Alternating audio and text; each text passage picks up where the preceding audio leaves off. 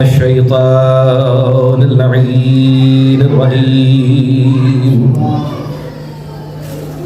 بسم الله الرحمن الرحيم الحمد لله وكفى وسلام على عباده الذين اصطفى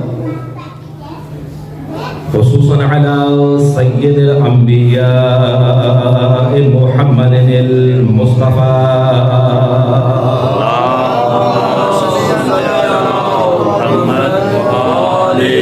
المركب بالياسين والطه وعلى آله الطيبين الطاهرين المعصومين النجباء الشرفاء الذي نذهب الله عنهم الرجس وطهرهم تطهيرا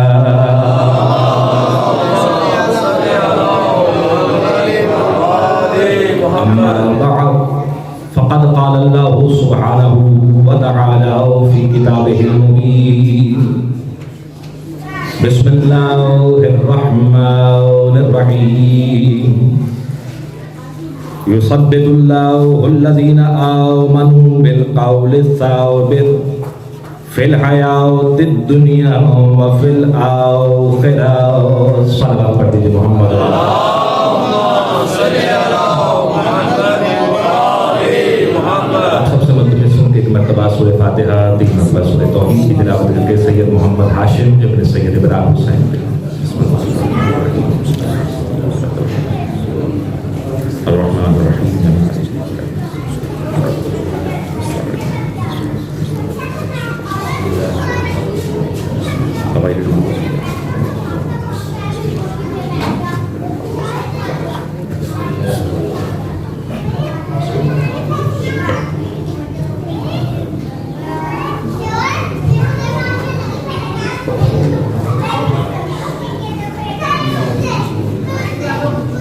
اللهم ارزقنا حق بيتك الحرام والشفاعة الحسين وجده وأبيه وأمه وأخيه وأولاده المعصومين برحمتك يا أرحم الراحمين ایک مرتبہ صلوات پڑھ لیجیے محمد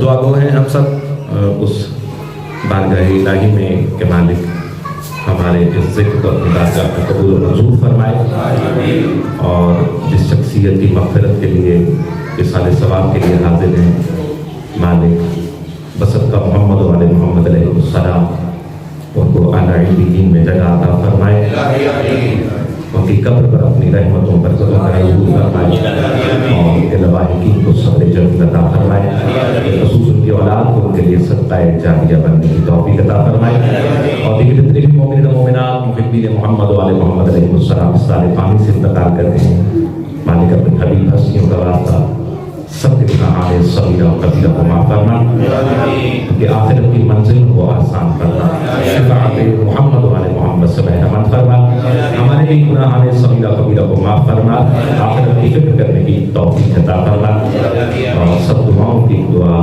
جو ہماری دعاؤں کی قبولیت کی شرط ہے کہ مالک ہمارے وارث حقیقی کے ظہور میں تاجیل فرما آپ سب سے مرتبہ پھر ملتمس ہوں کہ زحمت لے رہا ہوں کہ دعا پڑھ لیجیے درود پاک بلند تر تاکہ ہماری دعائیں مستجاب ہوں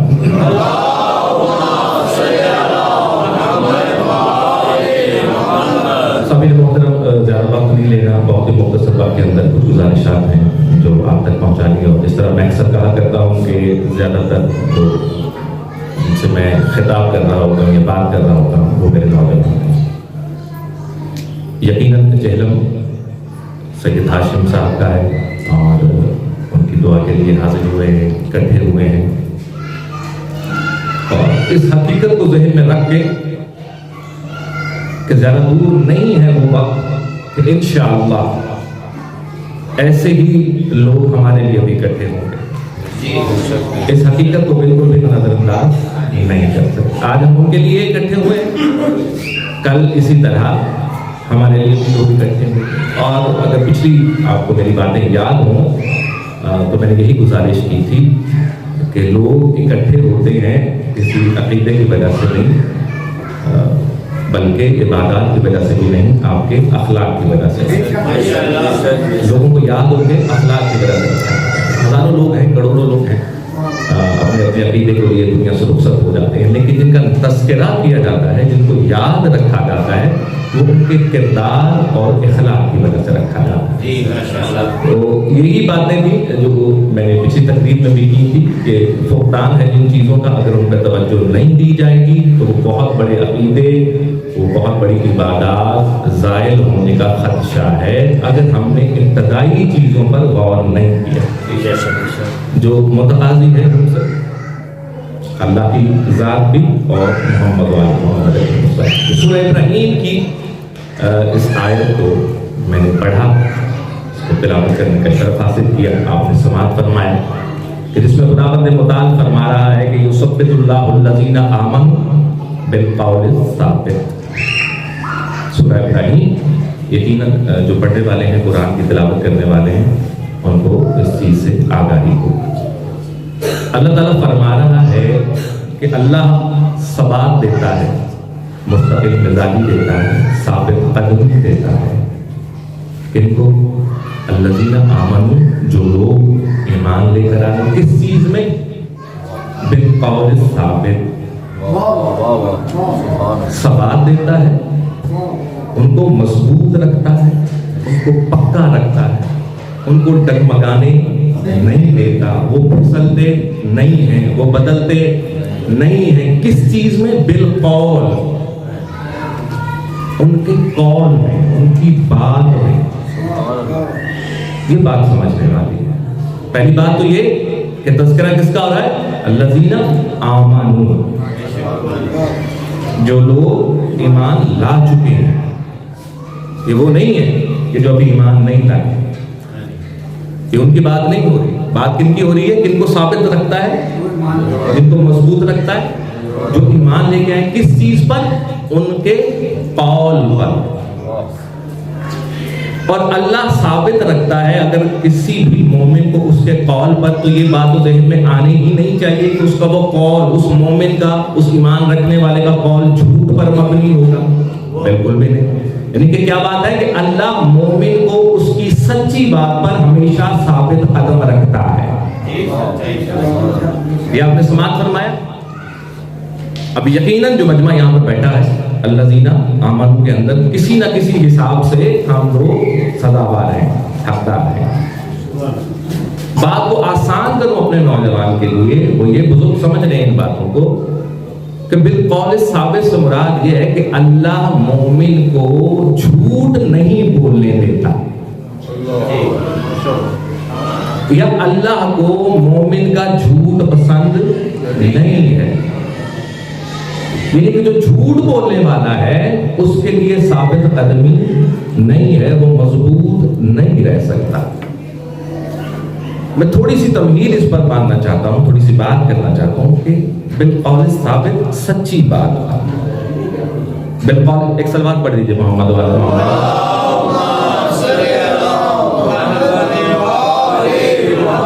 ہمارا معاشرہ بدقسمتی سے اس وقت جس چیز کے اوپر چل رہا ہے اور ہم اسے بڑی ڈھٹائی سے، بڑی بہادری سے ڈیفینڈ کرتے ہیں، اس کا مقابلہ کرتے ہیں، اور وہ کیا چیز ہے؟ وہ جھوٹ ہے۔ معاشرہ اس وقت جھوٹ پر چل رہا ہے۔ سچ بولنے والا شرمندہ بھی ہوتا ہے، پریشان بھی ہوتا ہے، لیکن جھوٹا جو ہے اس کے لیے پریشانی کم ہے۔ اور جب ہم دیکھتے ہیں کہ جھوٹ بولنے والے کے لیے پریشانی نہیں ہے، تو پھر کہیں نہ کہیں دل میں یہ خواہش یا یہ بات بیدار ہوتی ہے کہ اگر وہ جھوٹ بول کر بچ سکتا ہے یا اپنا وقت گزار لیتا ہے، تو پھر میں بھی ہو سکتا ہے، مجھے بھی یہی روش اختیار کرنی چاہیے کہ میں بھی جھوٹ بولوں، جھوٹ بولوں۔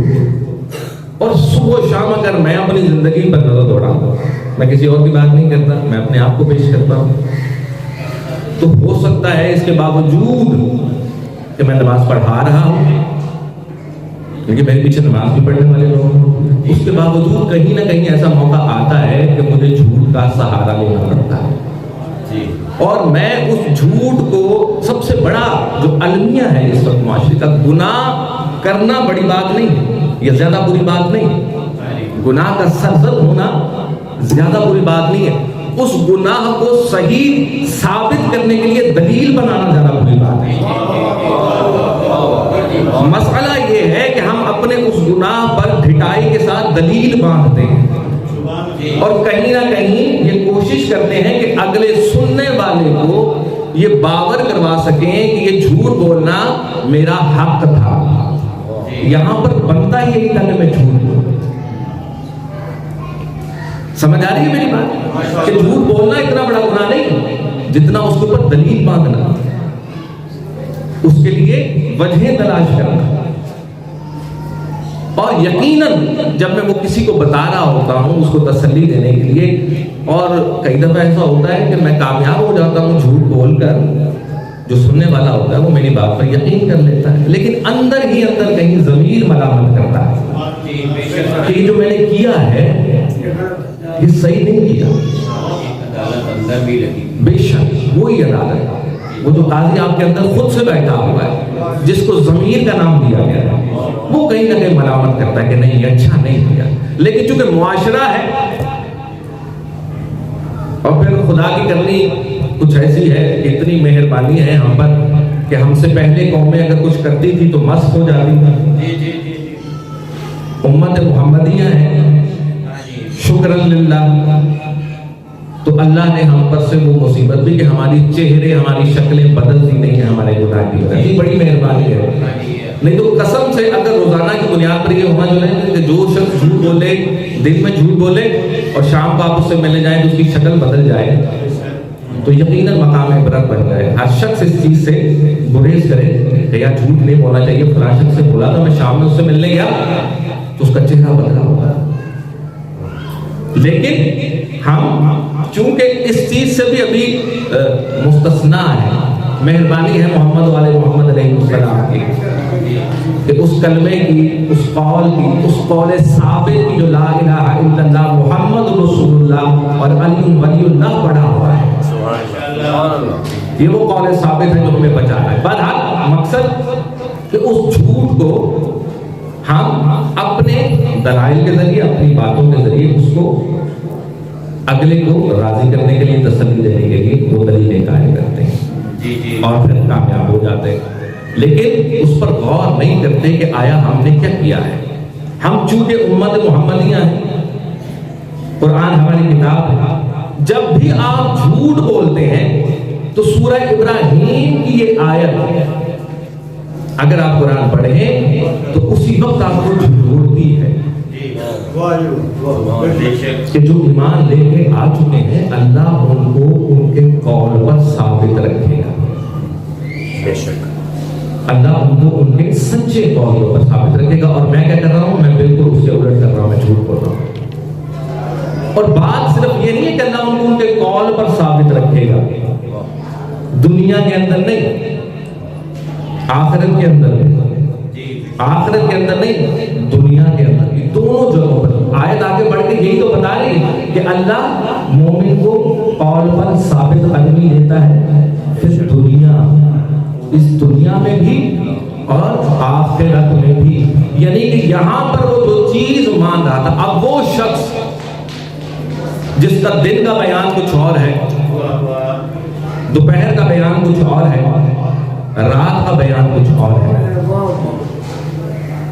وہ شخص اور وہ جو اپنے قول پر مکمل ہے، سچے قولوں پر ثابت ہے، تو وہ دنیا میں بھی اسی چیز کو دہرائے گا، اللہ تعالیٰ اس کو یہاں پر بھی اس پر قائم رکھے گا، ثابت قدم رکھے گا، اور آخرت میں بھی ثابت قدم رکھے گا۔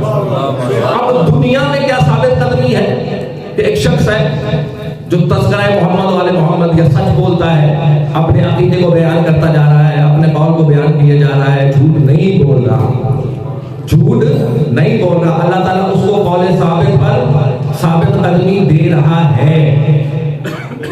دنیا میں تو اس نے کر لیا، اب آخرت میں کیسے؟ آخرت میں کیسے اس کو قول پر ثابت رکھے گا؟ دنیا میں تو اللہ نے اس کی مدد کی، وہ جو بول رہا تھا، سچ بول رہا تھا، جو عقیدہ اس کا تھا وہ سچا تھا، اللہ نے اس کو پر ثابت رکھا۔ تو میں بس اپنے نوجوانوں سے یہ بات کرنا چاہوں گا کہ اس کی مثال آپ یوں کہ وہ فی دنیا و فی الآخرہ، دنیا میں کیسے ثابت قدمی دی، آخرت میں کیسے ثابت قدمی دی، یقیناً وسیلے کے ساتھ ہی دنیا میں پرچار کرتا رہا، جیسے ہی رخصت ہوا اب نہ بول سکتا ہے نہ کچھ کر سکتا ہے، اب جیسے ہی قبر میں لٹایا نا تو دو بندوں کی ڈیوٹی لگا دی، ایک قبر میں اترتا ہے اس کو شانوں سے پکڑتا ہے، دوسرا باہر کھڑے ہو کر اس کو قول ثابت یاد کرواتا ہے۔ دیکھو جب یہ سوال ہو نا کہ اللہ کون ہے تو اپنے قول پر ثابت قدم رہنا، بتاتے رہنا کہ اللہ وہ ہے، جب پوچھنا کہ نبی کون ہے تو بتانا کہ نبی وہ ہے، جب پوچھنا امام کون ہے تو دیکھو اپنے قول سے ہٹ نہ جانا۔ نعرہ تکبیر، اللہ اکبر، نعرہ رسالت، نعرہ حیدری، اس کو تلقین کہتے ہیں، اس کو تلقین کہتے ہیں۔ اس طرح سے قول ثابت رہتا ہے، جس قول سے دنیا پر رخصت ہو رہا ہے نا، شانوں سے پکڑ کر ہلا ہلا کر اس کو پھر یاد کروایا جا رہا ہے کہ آخرت میں بھی یہی ہے، یہی سوال ہوں گے، بھول نہ جانا، اس کو یاد رکھیں۔ اب بات میں کر رہا ہوں کہ قول ثابت کہ اللہ تعالیٰ ایمان والوں کو اپنے قول پر ثابت رکھتا ہے۔ گزارش یہ کر رہا ہوں کہ وہ قول ثابت کا سارا کس پر مشتمل ہے؟ سچ پر، حقیقت پر۔ اب آپ جب قرآن کی آیت پڑھیں گے تو جیسے اسے تھوڑا سا آگے پڑھیں گے تو مزید کھل کر آیت آپ کے سامنے آ جائے گی۔ اللہ تعالیٰ مومن کے لیے کیا کرتا ہے؟ اس کو اس کے قول پر ثابت قدمی عطا کرتا ہے۔ آگے آیت پڑھتی ہے وَيُذِلُّ اللَّهُ الظَّالِمِينَ، پہلے ایمان والوں کا تذکرہ ہوا اور اس کے بعد ظلم والوں۔ کیا فرمایا کہ جو ایمان والے ہیں وہ اپنے قول پر ثابت قدم رہتے ہیں، اللہ تعالیٰ ان کو ثابت قدم رکھتا ہے، لیکن وہ جو ظالم ہے اللہ ان کو گمراہ کر دے گا، خود نہیں گمراہ ہوتے۔ وَيُضِلُّ اللَّهُ الظَّالِمِينَ، اللہ ان کو گمراہ کرتا ہے۔ پہلی بات ہو رہی ہے کہ جو قول ثابت والے، سمجھ رہے اس بات کو، حق بات رکھنے والے، اللہ تعالیٰ ان کو ثابت قدم رکھتا ہے۔ اب جیسے ہی آیت آگے بڑھی تو اس کے بعد کن کا ذکر آیا؟ ظالمین کا۔ لیکن پہلے اگر قول ثابت کی بات ہو رہی ہے، سچی بات کرنے والوں کی بات ہو رہی ہے، تو پھر اگلی بات کاذبین کی ہونی چاہیے، فاسقین کی ہونی چاہیے، مشرکین کی ہونی چاہیے، کافرین کی ہونی چاہیے۔ اللہ نے نہ مشرک کا لفظ استعمال کیا، نہ منافق کا لفظ استعمال کیا، نہ کاذب کا لفظ استعمال کیا، یا بالکل نہ کافرین کا لفظ استعمال کیا۔ لفظ کیا استعمال ہوا ہے؟ ظالمین۔ ایک بات یہ کہ مومن وہ ہے جو حق بات پر قائم رہتا ہے، اللہ اس کو ثابت قدمی دیتا ہے، وہ ثابت قدم رہتا ہے، وہ مضبوط رہتا ہے اپنی حق بات پر۔ اب جو حق بات سے مڑ جائے گا، ایک شخص جو سچ بولتا ہے آپ اس کو کیا کہیں گے؟ صادق کہیں گے۔ اور ایک وہ شخص جو جھوٹ بولتا ہے آپ اس کو کیا کہیں گے؟ کاذب کہیں گے۔ لیکن قرآن نے یہاں پر ترتیب یہ نہیں رکھی، قرآن کی ترتیب تھوڑی مختلف ہے۔ اب جو بھی حق بات سے ہٹے گا وہ کاذب نہیں تو ظالم ہو جائے گا۔ اللہ تعالیٰ یہ نہیں کہہ رہا کہ کاذب ہو جائے گا، نہیں، وہ ظالم ہے، وہ ظلم کر رہا ہے۔ اور اسی طرح قرآن کے اندر اللہ تعالیٰ نے اپنی ذات کو پیش کیا کہ میں اپنی بات کو نہیں بدلتا، اس لیے نہیں کہ میں جھوٹا نہیں، اللہ تعالیٰ نے اپنے آپ کو یہ کہہ کے نہیں وہاں پہ مقابل کیا کہ اللہ اپنی بات کو تبدیل نہیں کرتا، کیوں کہ وہ اپنے انسانوں پر ظالم نہیں ہے۔ سچا سچ کے اس کے بالکل مقابل میں جھوٹ نہیں آئے گا، جو جھوٹا ہوگا وہ ظالم ہوگا، اس کو جھوٹا نہیں کہیں گے، اس کو ظالم کہیں گے۔ یہی تو قرآن فرما رہا ہے، اللہ تعالیٰ یہی تو کہہ رہا ہے کہ جو حق بات والے ہیں ان کو ثابت قدمی ان کے حق بات پر ملے گی، جو جھوٹ بولنے والے ہیں وہ ظلم کر رہے ہیں، اللہ ان کو گمراہ کرے گا۔ اس بات کو سمجھو، عقیدے بن رہے ہیں مسلسل، دنیا کے اندر نئی نئی باتیں آ رہی ہیں. اس چیز کو سمجھیے کہ جس نے بھی جہاں پر حق سے روگردانی کی، حق بات سے بدل گیا، وہ جھوٹا نہیں، وہ ظالم ہو گیا. اور عقل اور شرافت اس بات کا آپ سے تقاضا کرتی ہے کہ شاید کسی جھوٹے کے ساتھ تو چلا جا سکتا ہے لیکن کسی ظالم کے ساتھ نہیں چل سکتے. اسی لیے ان مجلسوں کے اندر، ان محفلوں کے اندر یہ بات ہوتی ہے کہ ہم نے سچوں کے ساتھ ہونا ہے، ہم نے ظالموں کے ساتھ نہیں ہونا. ہم نے سچ بولنے والوں کے ساتھ ہونا ہے اور خود بھی سچ بولنا ہے، اور جھوٹوں سے اس لیے بچنا ہے کہ وہ ظلم کرتے ہیں اور ظلم اللہ کو پسند نہیں ہے. اور پھر اس کی مثال کو اسی طرح کہ ظلم اللہ کو کیوں پسند نہیں. سب سے بڑا ظلم کیا ہے؟ سب سے بڑا ظلم شرک ہے. اللہ نے اس کو جھوٹ کے ساتھ تشبیہ نہیں دی. کیا فرمایا کہ سب سے بڑا ظلم شرک ہے. شرک کیسے سب سے بڑا ظلم ہے؟ کہ آپ اس کے مقابلے میں کسی ایسے کو لائیں کہ جو اس کا اہل نہیں ہے. نعرہ تکبیر، اللہ اکبر، نعرہ رسالت، یا رسول اللہ، نعرہ حیدری. آپ اس کے مقابلے میں کسی ایسے کو لائیں جو اس کا اہل نہ ہو تو آپ کیا کر رہے ہیں؟ ظلم کر رہے ہیں. اللہ نے اس کو ظلم کے ساتھ تشبیہ دی ہے، جھوٹ کے ساتھ تشبیہ نہیں کی. یعنی کہ ہر جھوٹ بولنے والا، چاہے وہ بڑے معاملات پر جھوٹ بول رہا ہے یا اپنی روٹین کی لائف کے اندر، اپنی روزمرہ کی زندگی کے اندر اگر جھوٹ بول رہا ہے تو اس کو جھوٹا نہیں کہیں گے، وہ ظلم کر رہا ہے، وہ ظالم ہے. اور اللہ ظالمین کو پسند نہیں کرتا. روز اول سے یہی چلا تھا کہ جو اس کے مقابلے میں کسی اور کو کھڑا کرتے وہ بھی ظالم ہے، اور جو اس کے بنائے ہوئے کے مقابلے میں کسی کو کھڑا کرتے. ظلم صرف یہ نہیں ہے کہ اس کے مقابلے میں کھڑا کیا جائے، ظلم یہ بھی ہے کہ جس کو اس نے بنایا ہے، جس مقام کے لیے بنایا ہے، اس مقام پر کسی اور کو لا کر کھڑا کر دیا جائے تو یہ بھی ظلم ہو جائے. تو جس طرح ہم ان ظالموں سے بچتے ہیں، ان سے نفرین کرتے ہیں، ان سے نفرت کرتے ہیں، اظہار براءت کرتے ہیں، کیا بات ہے کہ ہمارے اندر وہ خواص کیوں پیدا ہو رہے ہیں کہ جن کو پوری زندگی ہم نے پسند نہ کیا، اس لیے کہ انہوں نے اللہ کے بنائے ہوئے کے مقابلے میں اپنے لا کر کھڑے کیے. تو جب میں کوئی جھوٹ بولتا ہوں تو میں اللہ کے بنائے ہوئے قانون کے مقابلے میں اپنا قانون رکھ رہا ہوں. اس بات کو سمجھیے، اس کی انٹینسٹی کو سمجھیے. جھوٹ بولنا کوئی عام بات نہیں ہے. جھوٹ سے مراد کیا ہے؟ سمجھ رہے ہیں اس کی تعریف؟ سمجھ رہے ہیں آپ کہ جس طرح شرک جھوٹ ہے، اس کے مقابلے میں ایسے کو لانا جو اس کے اہل ہیں. میں آپ سے جھوٹ بول رہا ہوں تو میں کیا کر رہا ہوں؟ میں قانون کو توڑ رہا ہوں. جو اللہ کا قانون ہے میں اس کے مقابلے میں اپنا ایک قانون اور اس کو دلیل کے ساتھ پیش کر رہا ہوں اور آپ کو سمجھانے کی کوشش کر رہا ہوں کہ آپ میرے اس جھوٹ کو مان لیجیے. سمجھ رہے ہیں آپ اس بات کہ جھوٹ کس قدر بلندی پر ہے؟ کیوں کہا گیا کہ ام الخبائث کیا ہے؟ کہ جھوٹ سب گناہوں کی جڑ ہے.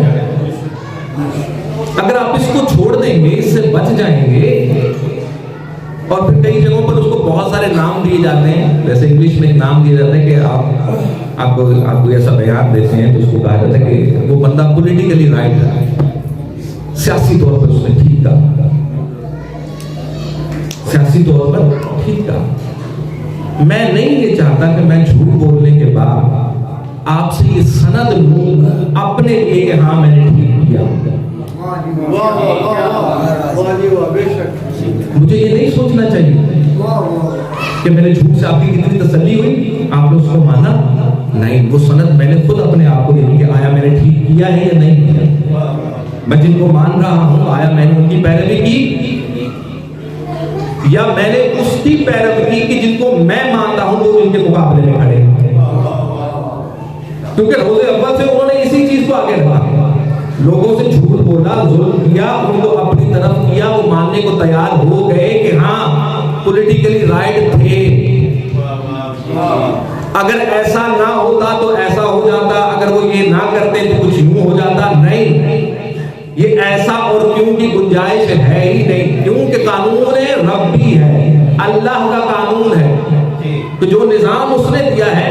اگر میں اور آج آپ بہت سے مسائل کے اندر گھرے ہوئے ہیں، میں دنیاوی طور پہ بات نہیں کر رہا، میں عقائد کے حوالے سے بات کر رہا ہوں۔ عقائد کے حوالے سے اگر میں اور آپ کئی چیزوں میں پھنسے ہوئے ہیں تو اس کی بہت بڑی وجہ وہ پولیٹیکل رائٹس ہیں، وہ سیاسی سچ ہیں جو تاریخ میں بھرے پڑے ہیں اور جن کو ہم ماننے کے لیے تیار ہیں۔ جیسے آج کی صورتحال آپ لے لیجیے کہ یہاں پر بہت سے لوگ موجود ہیں اور مجھے امید ہے کہ بہت سارے لوگ میں سے اکثریت جو ہے، میں کوئی سیاسی بات تو ہے نہیں، یہ جلسہ تو نہیں، لیکن صرف مثال کے طور پر پیش کر رہا ہوں کہ عمران خان کے ساتھ ایسے ہی، اور عمران خان کے ساتھ ہونا کوئی بری بات نہیں ہے، آپ کو ٹھیک ہے، آپ کو پسند ہے، آپ کو اچھا لگتا ہے، آپ اس کا ساتھ دیں، جو آپ کو نہیں اچھا لگتا آپ اس کے ساتھ نہیں چلیں، یہ رائٹ آپ کو ہے، آپ کو حق حاصل ہے اس چیز کا، آپ کر سکتے ہیں۔ لیکن آپ عمران خان کے ساتھ کیوں ہیں کہ کہیں نہ کہیں وہ آپ کو سچا لگتا ہے، یہ فطرت انسانی ہے۔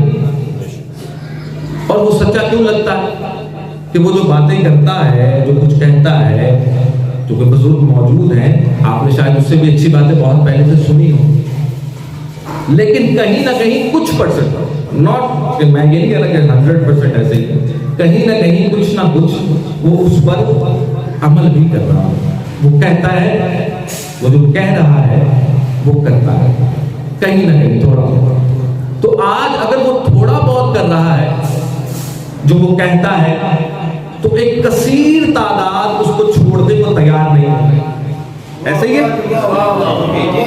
100% نہیں وہ کر رہا، اس کے اندر اس کے اپنے ذاتی مقاصد بھی شامل ہوں۔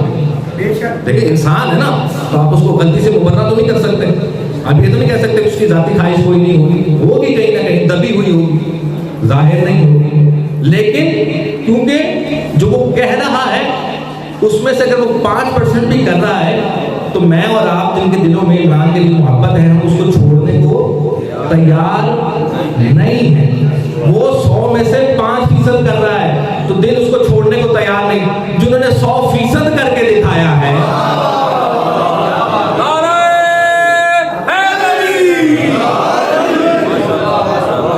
جنہوں نے 110% کر کے دکھایا ہے، کیسے چھوڑ دے؟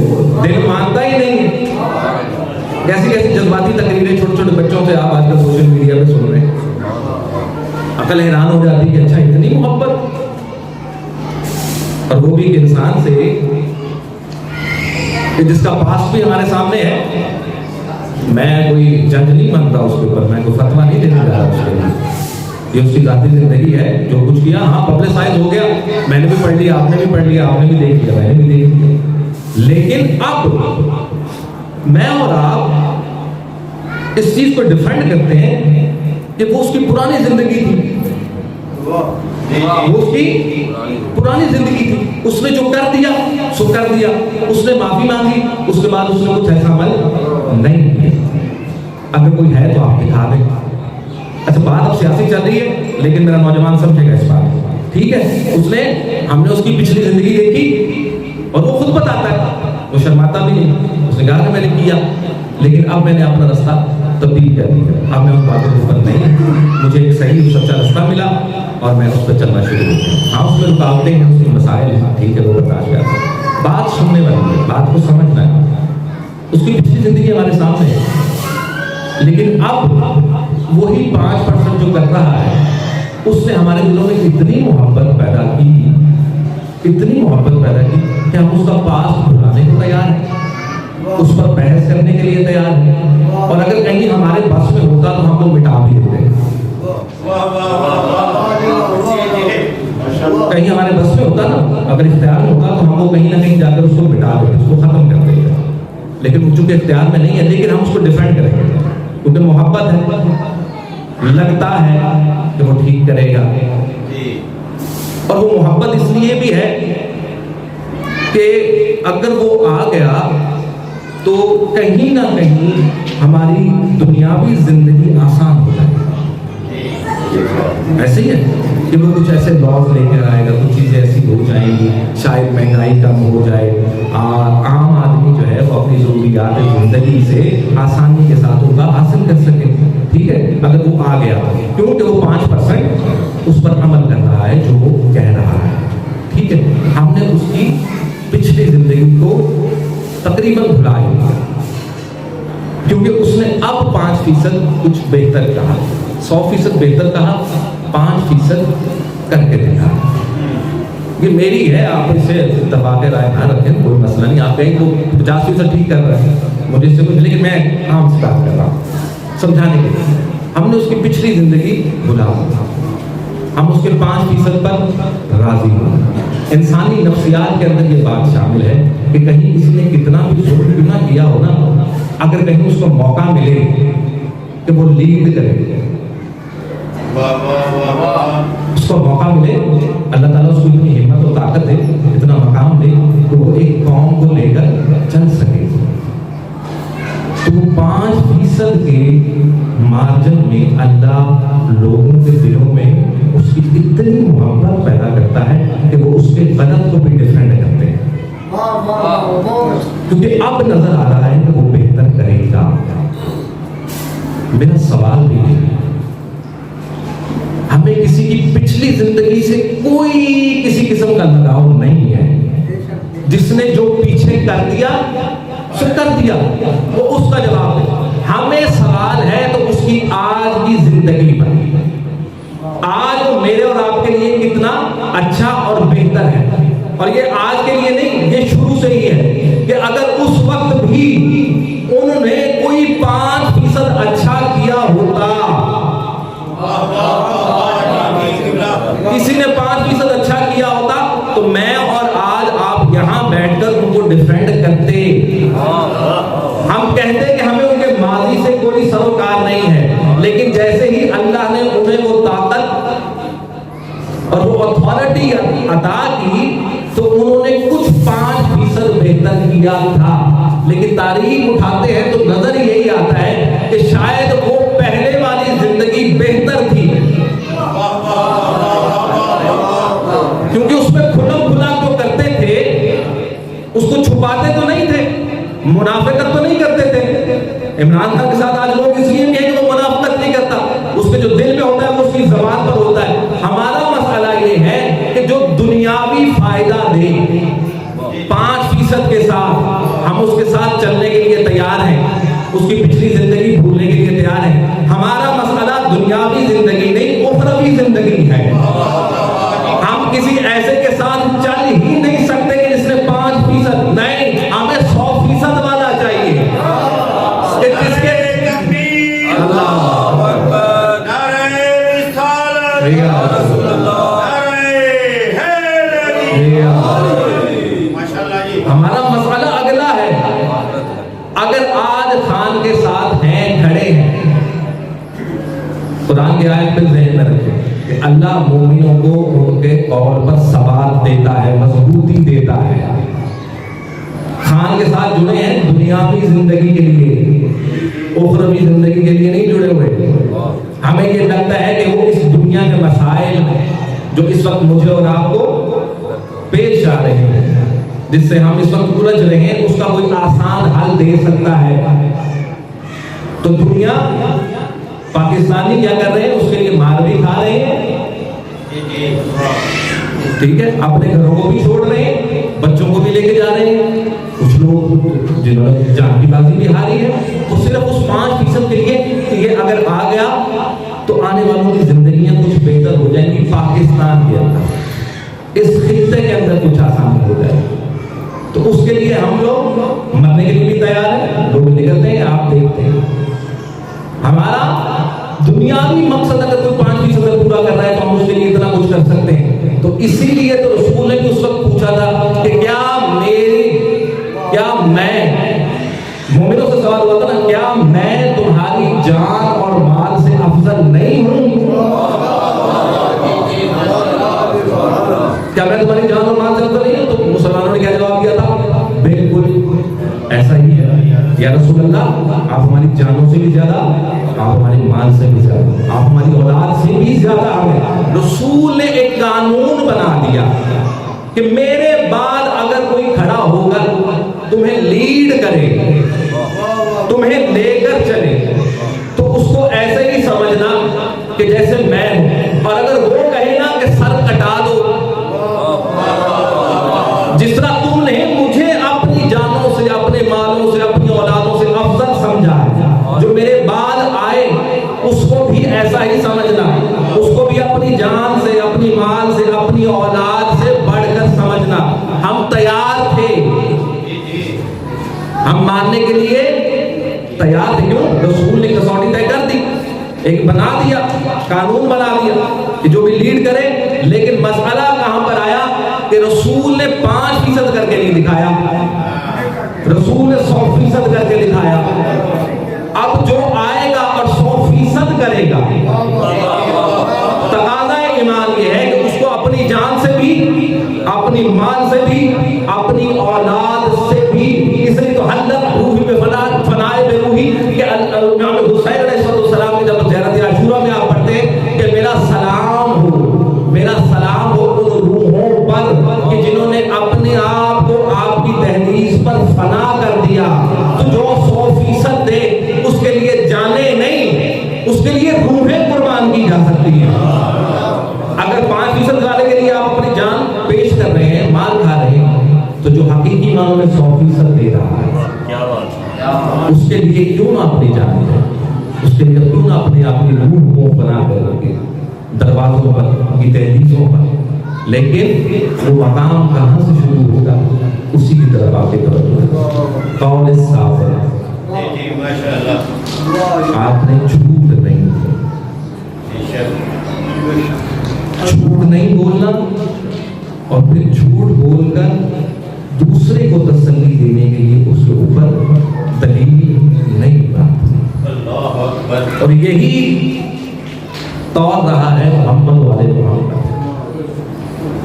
ہم نے جھوٹ میں آسانیاں تلاش کی اس وقت, آج بھی ہم سمجھتے ہیں کہ کچھ جھوٹ بول لو آسانی ہو جائے گی, وقت گزر جائے گا. آل محمد علیہ السلام نے فرمایا کہ نہیں, یہی تو تمہیں بتانا چاہ رہے ہیں کہ جس زندگی کے لیے جھوٹ بول رہے ہو, جس آسانی کے لیے جھوٹ بول رہے ہو, وہ بڑی عاجزی ہے, وہ بڑے کم وقت کے لیے ہے. تو ایسا سودا کیوں کر رہے ہیں؟ کسی ایسی زندگی کے لیے سودا کرو کہ ہمیشہ ہمیشہ ہے. اس آیت کے اندر بھی اگر آپ غور سے اس کو پڑھیں گے, پھر حیات دنیا وفل آخرہ, یہ ثابت ہوگا. اللہ تعالیٰ قول مومن کو اس کے قول پر ثابت کر دیتا ہے, دنیا میں بھی آخرت میں. ایک قول ثابت یہاں پر بھی ضروری ہے, آخرت میں بھی ضروری ہے. تو اگر میں نے یہاں پر ہی جھوٹ بولنا شروع کر دیا, اگر میں نے یہاں پر جھوٹ بولنا شروع کر دیا, تو جب میں قبر میں لیٹا ہوا ہوگا تو چونکہ میری روش یہ بن گئی تھی جھوٹ, وہ تو آپ نے سنا ہوگا نا کہ انسان کے زبان پہ جو زیادہ ہوتا ہے مرتے وقت, وہ اسی بات پر رخصت ہوتا ہے. یہ سننے میں بڑی آسان بات ہے, لیکن اگر اس کو محسوس کریں تو بڑی تکلیف دہ بات ہے کہ اگر ایک انسان مسلسل جھوٹ بول رہا ہے اور وہ اسی جھوٹ پر دنیا سے رخصت ہوگا, تو پھر وہ میرا شانہ ہلانا بھی اور اس کو بار بار بتانا بھی کام نہیں آئے گا. اس سے کیوں کہ اس نے روش کو تو بدل دیا, اس نے قانون کو تو توڑ دیا. تو معاشرے میں جس قدر ہو سکے میں یہ سمجھتا ہوں, لیکن میں جھوٹ نہیں بول سکتا, میں آپ کو تسلی نہیں دے سکتا, آپ کو یہ نہیں کہہ سکتا کہ آپ کبھی کبھی جھوٹ بول جاتے ہیں, نہیں بول سکتے, آپ کبھی بھی جھوٹ نہیں بول سکتے. ہاں ایک جھوٹ کا بالکل روایات میں بھی پڑھیں گے اور سامنے آتی ہے, ایک جھوٹ ہے جس کا فائدہ ہے, جس کا ثواب ہے, اور وہ کون سا جھوٹ ہے کہ جس سے دو مسلمان دو مومن بھائیوں کی صلح ہو جائے، اس جھوٹ کی اجازت ہے کہ جھوٹ بول کر آپ دو مومنوں کے درمیان دو مسلمانوں کے درمیان جو فاصلہ ہے اس کو ختم کریں، صرف وہاں پر اجازت ہے کہ وہاں پر جھوٹ بول دیا، کیوں کہ وہ آپ جھوٹ بول رہے ہیں اچھائی نہیں، اس کے علاوہ آپ کو کہیں اجازت نہیں۔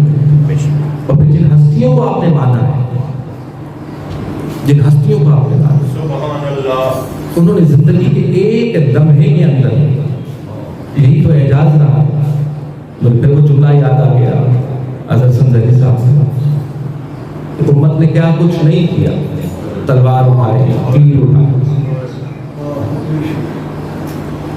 لیکن کوئی بھی آل محمد پر جھوٹ نہیں باندھ سکا، کوئی ان کو جھٹلا نہیں سکا، کوئی یہ نہیں کہہ سکتا کہ آل محمد علیہ السلام کی زندگی کے اندر کوئی کہیں تھی، کہیں یہاں جھوٹ تھا، کہیں یہاں وہ راہ حق سے ہو گئے تھے، نہیں۔ تو چونکہ ہم ان کے ماننے والے ہیں، کوشش یہی کرنی ہے کہ زندگی کے کسی لمحے میں بھی ان کا دامن ہاتھ سے نہ چھوٹے، ان کا دامن ہاتھ سے نہ چھوٹنے کا مقصد کہ جھوٹ زبان سے نہ نکلے، میری زبان سے جھوٹ نہ نکلے۔ آپ نے وہ یقیناً سنا ہوا ہے واقعہ، اور بہت ہی پڑھا جاتا ہے اور روایت بہت مستند ہے، لیکن میرا نوجوان اس کو سمجھنے میں تھوڑی سی غلطی کر جاتا ہے کہ جناب علی محترم علیہ السلام یقیناً جوف کعبہ میں پیدا ہوئے، اور وہ جب لائے گئے وہ بڑی لمبی حدیث اور بڑی لمبی روایت کہ پوچھا گیا کہ آنکھیں کیسی ہیں، چہرہ کیسا ہے، بال کیسے ہیں، سارا کچھ پوچھا گیا اور رسول بتاتے گئے، ٹھیک ہے۔ اور پھر اس کے بارے میں فرمایا گیا، حدیث موجود ہے کہ حضرت علی کی آنکھوں کو عین اللہ کہا جاتا ہے، حضرت علی کی کانوں کو اذن اللہ کہا جاتا ہے، چہرے کو وجہ اللہ کہا جاتا ہے، کہ جسد اللہ کہا جاتا ہے، یہ سب۔ لیکن وہ جو عین اللہ ہے اور جو اذن اللہ ہے، اس سے کیا مراد ہے کہ کیا واقعی وہ اللہ کی آنکھ ہے؟ اس کو سمجھنا ماشاءاللہ۔ لیکن جھوٹ بولنے کے بڑے سے طریقے ہیں اور آپ سنتے آتے ہیں، یعنی کہ جتنا جھوٹ شاید اس جگہ پر بیٹھ کے بولا گیا ہے شاید کہیں اور جگہ پر بولا گیا، شاید اتنا خدا نہ خاصہ ایک شراب خانے میں بھی اتنا جھوٹ نہیں بولا گیا جس طرح خانہ خدا کے اندر جھوٹ بولا گیا ہے، تاریخ گواہ ہے اس کے۔ وہ اذن اللہ اور عین اللہ، عین اللہ سے مراد اللہ کی آنکھ، اللہ کی آنکھ سے مراد واقعتاً اللہ کی آنکھ نہیں، کہ اگر ہم واقعی اس آنکھ کو اللہ کی آنکھ سمجھتے ہیں تو اس سے مراد یہ نہیں ہے، دنیا یہ نہ سمجھے کہ وہ اللہ کی آنکھ ہے، اللہ نے اپنی آنکھ علی کو دی ہے، کیونکہ اگر وہ کل ہے اس میں سے کچھ نکلے گا جز تو پھر کل جو ہے وہ کل نہیں رہے گا، وہ ناقص ہو جائے گا۔ عین اللہ سے مراد جعفر صاحب اگر آپ کو یہ بات یاد ہے، عین اللہ سے مراد یہ ہے کہ عین اللہ علی کی آنکھ کو اس لیے کہا گیا کہ اب یہ آنکھ وہی دیکھے گی جو اللہ چاہے گا، اب یہ اس کو نہیں دیکھے گی جس کو اللہ نہیں چاہتا، اس لیے وہ عین اللہ۔ اذن اللہ سے مراد یہی ہے کہ یہ اللہ کا کان سے مراد اللہ کا کان نہیں ہے، اللہ کے کان سے مراد یہ ہے کہ اب یہ وہی سنے گا جو اللہ چاہے گا۔ لسان اللہ سے مراد اللہ کی زبان یہ ہے کہ اس سے وہی نکلے گا جو مرضی مولا ہوگی۔ اس کو کوئی مت یہ سمجھے کہ زبان کہ لسان اللہ سے مراد اللہ کے، اللہ زبان رکھتا ہی نہیں ہے، اللہ آنکھ رکھتا ہی نہیں ہے، اللہ اذن رکھتا ہی نہیں ہے، لیکن اس کے باوجود وہ سنتا ہے، دیکھتا ہے، بولتا ہے۔ تو کہیں آپ کے ذہنوں کے اندر یہ چیز اس طرح سے سرایت نہ کر جائے، اور اسی لیے شاید اسی جھوٹ کی بنیاد پر ایک پورا عقیدہ اور ایک پوری قوم کھڑی ہو گئی جن کو آپ نصیری کے نام سے جانتے ہیں۔ انہوں نے یہی تو انہی چیزوں کو تو دیکھا اور سنا اور اپنی عقل سے اس کو سمجھا اور پھر اس چیز کو بالکل پکا کر لیا اور عقیدہ بنا لیا کہ اذن اللہ لسان اللہ، چونکہ یہ ہے تو اس لیے یہ وہ ہے نعوذ باللہ من ذالک، اس سے مراد وہ ہے۔ تو جب بھی عین اللہ، لسان اللہ، اذن اللہ آپ کے ذہن میں آئے تو یہ دھیان ادھر نہ جائے، یہ دھیان ادھر رہے کہ عین اللہ سے مراد وہ ہے کہ جو اللہ کی پسند کو دیکھے، جو اس سے گریز کرے جو اللہ کو پسند نہیں ہے۔ اور بہت ہی معذرت کے ساتھ میرے نوجوان اگر اس بات کو سمجھے، جس طرح اللہ بخیل نہیں نا، اللہ کے اندر بخل نہیں ہے، کیونکہ اس کے عطا کرنے سے اس کے پاس کم تھوڑی ہوتا ہے۔ بخیل ہمیشہ وہ ہوتا ہے کہ جس کو یہ خطرہ ہوتا ہے کہ اگر میں یہ دے دوں گا تو میرے پاس جو باقی ہے اس میں سے کم ہو جائے، اس لیے اس کو بخیل کہتے ہیں۔ بخیل کی ہمیشہ اپنے جو پڑا ہوتا ہے اس کے اوپر نظر ہوتی ہے کہ اگر میں نے اس میں سے کچھ دے دیا، میرے پاس 50 روپے ہیں تو میں بخیل اس تب شمار ہوگا کہ میں کہوں اگر مجھ سے کوئی 10 کا سوال کرے تو میں اس کو 10 مانگ دوں کہ میرے ذہن میں یہ ہے کہ پیچھے 40 رہ جائے۔ اللہ کو بھی آپ بخیل اس لیے نہیں سمجھ سکتے کہ اس کو جو ادا کرتا ہے اس کے پاس جو ہے وہ کم نہیں ہوتا، وہ کم نہیں ہوتا۔ اس لیے جس طرح اللہ بخیل نہیں ہے اسی طرح آل محمد بھی بخیل نہیں ہے۔ اگر آج بھی کوئی جو تھوڑا مشکل ہے، ناممکن ہے، آج بھی کوئی اپنی آنکھ کو ویسے استعمال کرے جیسے اس کا امام چاہتا ہے، اپنے لسان کو ویسے استعمال کرے جیسے اس کا امام چاہتا ہے، اپنے کانوں کو ویسے استعمال کرے جیسے اس کا امام چاہتا ہے، اپنے جسم کو ویسے استعمال کرے جیسا اس کا امام چاہتا ہے، تو یہ جس طرح ان کے بارے میں کہا گیا، اب وہ اس منزل پر نہیں ہے لیکن اس منزل پر انسان پہنچتا ہے اور مثالیں بنا کر دکھائی ہیں کہ اگر کوئی اس طرح سے ہماری اطاعت میں آ جائے گا تو منا اہل البیت کہا جائے گا۔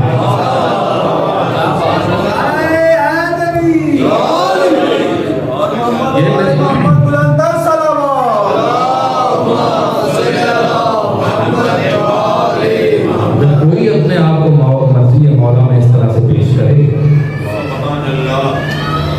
تو یہ منزل مل سکتی ہے، مجھے بھی مل سکتی ہے، آپ بھی حاصل کر سکتے ہیں۔ سلمان تو میرے اور آپ کے جیسے ہی ہے نا، میرے اور آپ کے جیسے ہی، لیکن کیا ہے کہ خدمت ایسی ہے، اطاعت ایسی ہے، پیش ایسا کیا ہے اپنے آپ کو کہ رسول کہتے ہیں کہ سلمان کوئی عام نہیں ہے، منا اہل البیت، یہ ہم اہل بیت میں سے ہیں۔ اس نے اپنے آپ کو ہمارے پاس پیش کر کے بہت بڑی منزل ہے۔ ذرا سوچے تو صحیح کہ میں اپنے آپ کو امام کے باتیں ان کے پاس پیش کر کے مکمل طور پر کچھ وقت گزرے امام کہیں کہ یہ ہم میں سے ہے، بہت بڑی منزل کا۔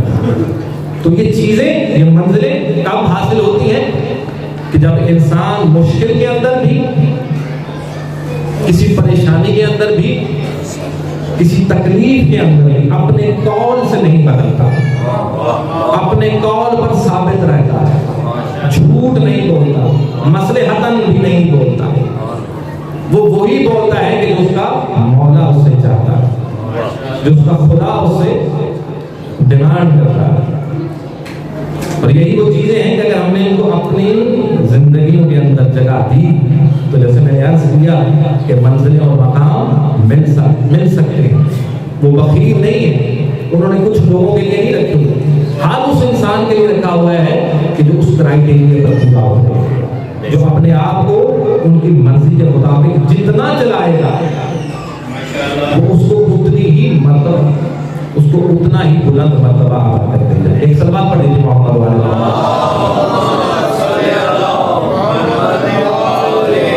میں آپ کی زحمتوں کو تمام وقت میں نے زیادہ نہیں لیا، اس دعا کے ساتھ کہ ہمارے ذکر کو مالے عبادت میں شمار کرتے ہوئے توفیق و منظور فرمائے، اور اس مرحوم مقبول میرا محمد ہاشم علی ابراہیم حسین کو اللہ تعالیٰ کی دین میں چلانا۔ بات کو مکمل تقریباً کر دیا، آپ کی سماعتوں کا مشکور کہ آپ لوگ جیسے کامل کی باتوں کو اتنی توجہ کے ساتھ سن لیتے ہیں۔ یقیناً بہت سی جگہوں پر ان کے اندر نہ تو کوئی ربط ہوتا ہے، بعض اوقات کوئی ایسی بات نہیں ہوتی، لیکن چونکہ آپ اچھی سماعتیں رکھتے ہیں، آپ اچھا ظرف رکھتے ہیں، تو اسی لیے آپ اس ناچیز کی باتوں کو اتنی توجہ سے سن لیتے ہیں۔ اور میں بھی کوشش کرتا ہوں کہ نوجوان تک کچھ نہ کچھ پہنچاؤں، کوئی نہ کوئی بات جو ہے وہ اس کے ذہن میں ہو، تاکہ کہیں نہ کہیں اس ممبر کا یا اس مقصد کا حق ادا ہو سکے۔ ذکر مکمل ہوا لیکن نامکمل ہے، عقیدے کے اندر ہے، قول ثابت کے اندر ہے کہ ذکر تب مکمل ہوگا کہ جب ان کی بات کے ساتھ ان کی تکالیف کا ذکر کیا جائے، تاکہ ذہنوں میں رہے کہ ہم ہی نہیں ہیں کہ جن کو مشکلات پیش آتی ہیں، وہ بڑی ہستیاں ہیں اور انہوں نے ایسی ایسی مصیبتیں جھیلی ہیں، ایسے ایسے غم دیکھے ہیں، لیکن اس کے باوجود قول ثابت کو نہیں چھوڑا، وہ مستحکم رہے ہیں اپنے قول ثابت پر۔ اللہ نے ان کو مضبوط اور ثابت قدم رکھا ہے۔ یہی وہ مثالیں ہیں۔ یقین کریں کبھی کبھی سوچتا ہوں کہ اگر آل محمد علیہ السلام کا غم نہ ہوتا تو یقیناً ہم اپنے غموں سے اس دنیا سے رخصت ہو جاتے ہیں۔ گھر سے ایک جنازہ نہ نکلتا، جس کا جتنا رشتہ ہوتا وہ شاید اس کے ساتھ اسی وقت رخصت ہوتا، لیکن پیچھے رہ جانے والوں کو جو چیز ہمت دیتی ہے، جو ذکر ہمت دیتا ہے، حوصلہ دیتا ہے، وہ یقیناً آل محمد علیہ السلام کا ہے کہ جو خوشی میں بھی ہمارے ساتھ ہے اور غم میں بھی ہم ان کی طرف ہی دیکھتے ہیں۔ اور معصوم خود فرماتے ہیں کہ جب ہمارا غم داری ہوتا ہے تو ہم اپنے غم کو خود تم سے اٹھا بھی لیتے ہیں کہ وہ اتنا سخت ہے کہ شاید وہ تم برداشت نہ کر سکو، دنیا سے رخصت ہو جاؤ۔ بہرحال جب تک ان کے غم کا تذکرہ نہیں ہوگا ہمارا ذکر مکمل نہیں ہوگا۔ بس ایک تو جملے ہیں جو مسائل کے ہیں، وہ سماعت فرمائیں گے، آپ یقیناً شامل ہوں گے اس کے اندر بھی، کہ قول ثابت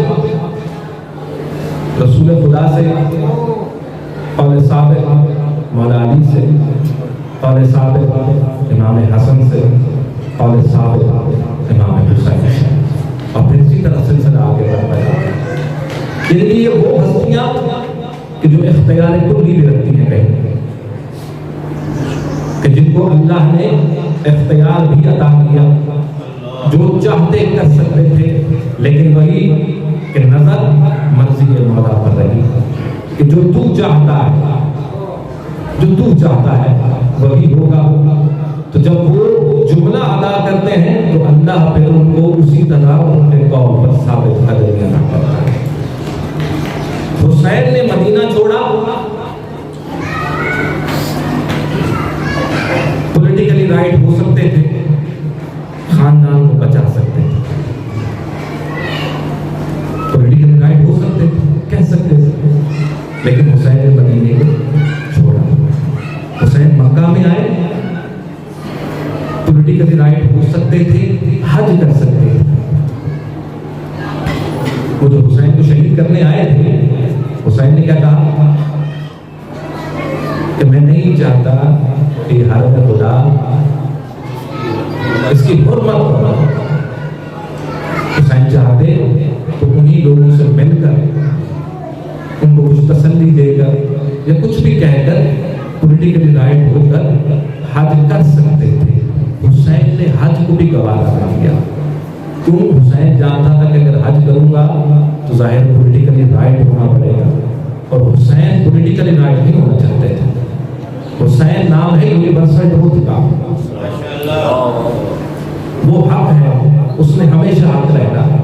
حسین کربلا پہنچے، وقت بے وقت آتے رہے، کہیں نہ کہیں ہو سکتا تھا کہ حسین اپنے خانوادے کی محبت کے اندر کچھ ایسا کہہ دیتے کہ جس سے کم از کم سادات اور سیلانیوں کی چادریں تو بچ جاتی، لیکن حسین نے اس سچ کو ترجیح دی، اس جھوٹ کو ترجیح نہیں دی۔ کیوں؟ حسین نکلے جھوٹوں کے خلاف نہیں تھے، حسین نکلے ظالموں کے خلاف تھے۔ تو جو ظالموں کے خلاف نکلتا ہے اس سے کوئی کیسے امید رہتی کہ وہ ظلم ہے؟ حسین نے اسی کی خاطر نہ صرف یہ کہ اپنا سر کٹایا، اس سچ کی بلندی کو تو دیکھیے، اس حق کی بلندی کو دیکھیے کہ نہ صرف اپنا ششماہے کا بھی، 18 سال کے جوان کا بھی، قاسم جیسے بچے کا بھی، اور پھر بات شاید یہاں ختم ہو جاتی۔ آج کیوں تذکرہ ہے کہ بات اگر وہاں ختم ہو جاتی تو شاید کچھ بہتری ہو جاتی۔ انہوں نے 5% بھی اچھا کرنے کی کوشش کی، نہیں کی 5% کے اچھا کر دیں گے. حسین کو قتل کر دیا, لشکر کو مار دیا, رک جاتے ان شیطانیوں کو تو واپس بھیج دیں. لیکن ظلم آگے بڑھا. بات رہے ذہن کے اندر, ایک جھوٹ کے بعد 10 جھوٹ اور بولنا پڑتا ہے, ایک ظلم کے بعد 10 ظلم اور کرنے پڑتے ہیں. حسین کے قتل پر صرف راضی نہ ہوئے, دیکھا حسین کو قتل کر دیا گیا, اگلا حکم کیا ہے کہ خیموں کو لوٹا جائے. اب نہیں, قتل پر نہیں رکیں گے, ظلم کو بڑھایا جائے گا. تسلی نہیں ہو رہی, ایک جھوٹ کے بعد ایک اور جھوٹ, ایک ظلم کے بعد ایک اور ظلم. حسین کا سر آ گیا, نہیں, ظلم کو آگے بڑھایا جائے, خیموں کو جلایا جائے, شیطانیوں کے سروں سے ردائیں لوٹی جائے. ظلم آگے بڑھتا ہے, خیمے جل چکے, شیطانیوں کی چادریں لٹ چکی, سروں کو اکٹھا کیا جا رہا. کہتے ہیں کہ ایک سر کم ہے, ظلم اور آگے بڑھتا ہے, ظلم رکتا نہیں اور آگے بڑھتا ہے. ایک سر کم ہے. دیکھا تھا کہ حسین خیمے کے پیچھے گئے تھے, کسی کو دفن کرتے, حکم ملا کہ 70 نیزہ بردار جائیں, اور دیکھیں کہ وہاں پر سروں کی گنتی کو پورا کیا. کہتے ہیں کہ 70 نیزے زمین کے اندر واپس آتے ہیں, پھر جاتے ہیں زمین کے اندر واپس آتے. تیسری دفعہ جب یہ 70 نیزے زمین میں گئے ہیں نا, ایک بدبخت کے نیزے پر ایک چھوٹا سا لاشا باہر آیا. کہتے ہیں کہ اس کو بلند کر کے نکالتا ہے. کہتے ہیں دیکھو وہ سر جو کم تلن ہو کے لے, آئے علی اصغر تیرا لاشا. اللہ لعنت اللہ علی القوم الظالمین. سیعلم الذین یخالفون. بارہ واسطہ محمد والے محمد علیہ السلام کا, اپنی حبیب ہستیوں کا صدقہ ہماری اس طویل کاوش کو اپنی بارگاہ میں قبول و منظور فرما. ہمارے ذکر کو اپنی بارگاہ میں درجہ عبادت میں شمار کرتے ہوئے قبول و منظور فرما. منتظمین اور جنہوں نے بھی کوشش کی ہمارے, ان سب کی کوشش کو اپنی بارگاہ میں قبول و منظور فرما. باقی جتنا بھی ذکر و اذکار کیا گیا ہے, جس میں قرآن مجید 2 مرتبہ ہے, درود پاک 18,000 مرتبہ, سورہ طاہر کی تلاوت 10 مرتبہ, کلمہ شریف کی تلاوت 1,000 مرتبہ, سورہ رحمان 50 مرتبہ, سورہ یاسین 50 مرتبہ, 14 سپارے 5 قرآن پاک 14 سپارے, سورہ کہف کی تلاوت 15 مرتبہ, سورہ قدر 700 مرتبہ, سورہ ملک 100 مرتبہ, سورہ دخان کی تلاوت 30 مرتبہ, سورہ مزمل 50 مرتبہ, آیت کریمہ کا 5000 مرتبہ, سورہ نصر کی تلاوت 100 مرتبہ, آیت الکرسی 50 مرتبہ, نادی علی 50 مرتبہ, استغفر اللہ کا ذکر 5000 مرتبہ, زیارت عاشورہ 100 مرتبہ. دیگر جتنا بھی جہاں پر بھی ذکر کیا جائے, باقی پیش کرتے ہیں محمد والے محمد علیہ السلام, کل انبیاء, کل اوصیاء, شہداء کربلا, عاصمین کربلا علیہ السلام کی خدمت مقدس میں مقبول و منظور فرما, اور وہاں سے جو ثواب حاصل ہو وہ جمیع مرحومین مومنین والمؤمنات محبین محمد والے محمد, بالخصوص سید محمد ہاشم ابن سید ابراہیم حسین کی روح کو اصال کرتے ہیں, قبول و منظور فرما. بارک واسطہ محمد والے محمد کا مرحوم کے گناہان صغیرہ و کبیرہ کو معاف فرما, ان کی کوتاہیوں اور لغزشوں سے درگزر فرما. بارک واسطہ محمد والے محمد کو ان کی قبر پر اپنی رحمتوں و برکتوں کا نزول فرما. شفاعت محمد والے محمد سے بہرامند فرما. عالم برزخ کے سفر میں آسانیاں پیدا فرما. غلام علی محمد والے محمد میں شمار فرما, اور بالخصوص غلام علی سید الشہداء میں شمار فرما. صدقہ محمد والے محمد کا حاضری محفل کے مرحومین کی درجات کو بلند فرما. جوار معصومین علیہ السلام میں لگا عطا فرما. بارک واسطہ محمد والے محمد کا لواحقین کی اس کاوش کو, اس لنگر کو اپنی بارگاہ میں قبول و منظور فرما. ان کی اولاد کو ان کے لیے صدقہ جاریہ بننے کی توفیق عطا فرما. صدقہ محمد والے محمد کا اپنے گھروں میں شاد و آباد فرما. شر شیطان, شر اعداء سے محفوظ و معصوم فرما. مومنین و مومنات, محبین محمد والے محمد علیہ السلام, بالخصوص حاضرین محفل جہاں جہاں بس رہے ہیں, سب کی جان مال عزت آبرو کی حفاظت و برکت عطا فرما. ہمارے گناہ ہمیں صغیرہ و کبیرہ کو معاف فرما. اعمال صالح کرنے کی توفیق عطا فرما. نیک مقاصد میں کامیابی عطا فرما. شکر کرنے کی توفیق عطا فرما. بارک واسطہ محمد والے محمد کا مقروضوں کے قرضوں کو عطا فرما. پریشان حال کی پریشانی کو دور فرما.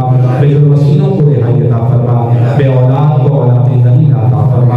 صالح اولاد کی اولاد کو نیک و صالح بنا. بے روزگاروں کو روزگار عطا فرما. برسر روزگار رزق حلال میں وسعت عطا فرما. بیمار مومنین و مومنات, محبین محمد و محمد علیہ السلام, اور بالخصوص حاضرین محفل میں سے اگر کوئی بیمار ہے, صدقہ اپنی حبیب ہستیوں کا سب کو شفا کامل و عاجل عطا فرما. مومنین و مومنات, محبین محمد و محمد علیہ السلام, اور بالخصوص حاضر محفل کو روحانی اور جسمانی بیماریوں سے محفوظ فرما. ہمارے دلوں میں مودت محمد والے محمد علیہ السلام زیادہ فرما. ہم سب کا خاتمہ بالخیر بالایمان فرما. والی برحق اجر ضرور فرما. ہم سب ان کی زیارت سے مشرف فرما. ان کے حامی و ناصرین میں شمار فرما. اور معرفت امام زمان علیہ السلام سے بہرمند فرما. بارے واسطہ اپنی حبیب ہستی ہوگا اپنے لطف و کرم کا واسطہ وقفہ سجدہ طاہرہ السلام علیہ و امام زمان علیہ السلام. ہماری دعاؤں کو اپنی بارگاہ میں درجہ استجابت عطا فرما. ربنا تقبل منا انک انت السمیع الدعاء وتب علینا انک انت التواب الرحیم.